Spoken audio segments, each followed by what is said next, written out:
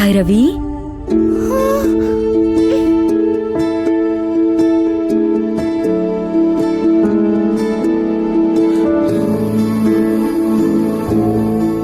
Super ಅಮ್ಮ, ನೀನು ಅದೇ ಕಂಡಿಡ್ದು ನಾನೇ ಅಂತ. ನನ್ನ ಹತ್ರ ಈ ತರ ಎಲ್ಲ ಆಟಾಡೋದು ನೀನೊಬ್ಳೇ ಅಲ್ವಾ ಕಂದ? ಅಮ್ಮ, ಮೊದ್ಲೆಲ್ಲ ಈ ತರ ಮಾಡ್ದಾಗ ನಗ್ನಗ್ತಾ ಹೇಳ್ತಿದ್ದೆ, ಇವತ್ತ್ಯಾಕೆ ಬೇಜಾರಲ್ಲಿ ಹೇಳ್ತಿದ್ಯಾ?